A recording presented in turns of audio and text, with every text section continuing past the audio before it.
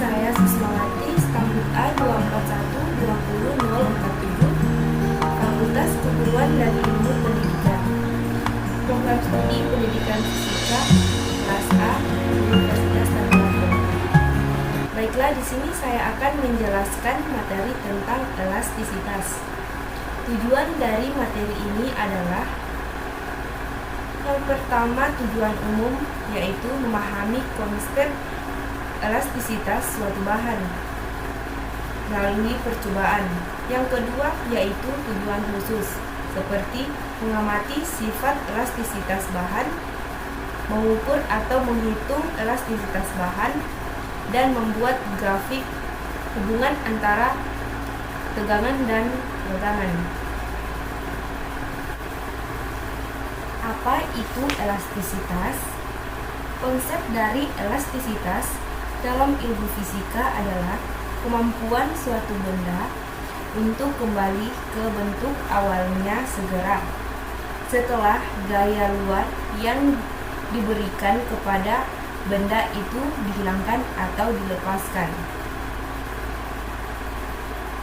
Benda-benda yang memiliki kemampuan seperti itu disebut elastis, dan benda-benda yang tidak kembali ke keadaan semula disebut plastis. Contoh benda elastis yang biasa kita jumpai yaitu karet. Karet ketika diberi gaya, dia akan melentur. Sedangkan ketika gaya itu dihilangkan, maka karet tersebut kembali ke keadaan semula. Ketika diberi gaya, suatu benda akan mengalami deformasi, yaitu perubahan ukuran atau bentuk karena mendapat gaya.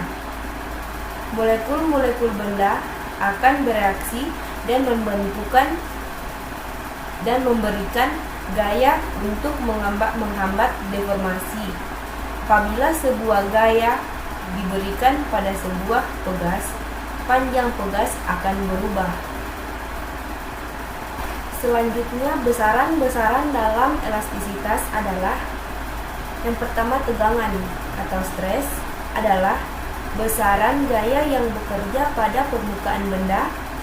Persatuan luas tegangan dapat dirumuskan dengan sigma sama dengan F per A, di mana sigma adalah tegangan, F adalah gaya yang bekerja, dan A adalah luas penampang. Yang kedua yaitu regangan atau strain. Regangan dalam elastis adalah pertambahan panjang yang terjadi pada suatu benda karena pengaruh gaya luar. Dapat dirumuskan dengan E sama dengan delta L per L, di mana E adalah tegangan, delta L adalah perubahan panjang, dan L adalah panjang mula-mula. Yang ketiga yaitu mampatan. Mampatan hampir sama dengan regangan.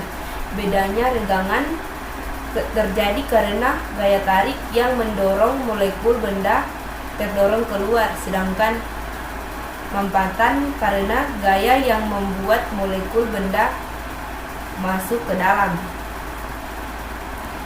Yang keempat adalah modulus elastis, yaitu perbandingan tegangan dan regangan. Dapat dirumuskan dengan E besar sama dengan sigma per E kecil, di mana selanjutnya kita akan menuju ke contoh grafik.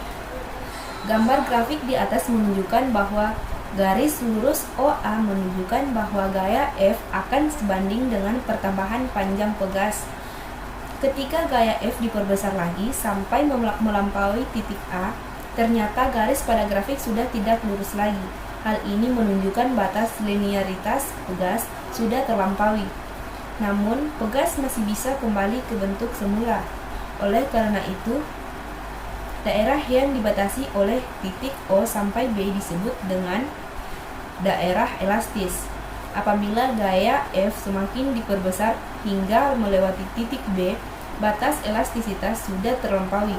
Akibatnya, setelah gaya F dihilangkan, pegas tidak bisa kembali ke bentuk semula. Jika gaya F terus diperbesar sampai ke titik C, pegas akan patah. Selanjutnya yaitu alat dan bahan. Yang pertama, statif. Statif berfungsi untuk menjadi penyangga dari klem pada saat pengujian di laboratorium. Sedangkan klem berfungsi sebagai penyangga dari berbagai macam alat yang ada di laboratorium.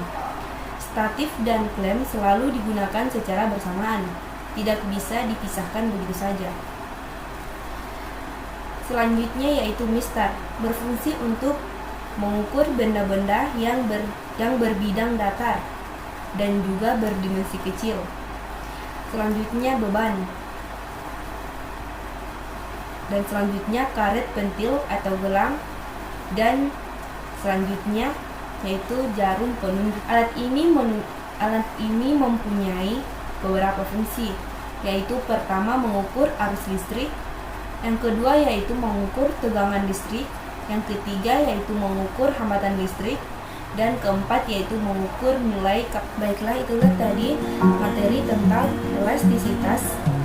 Lebih dan kurangnya saya mohon maaf. Wabillahi taufiq wal hidayah. Wassalamualaikum warahmatullahi wabarakatuh.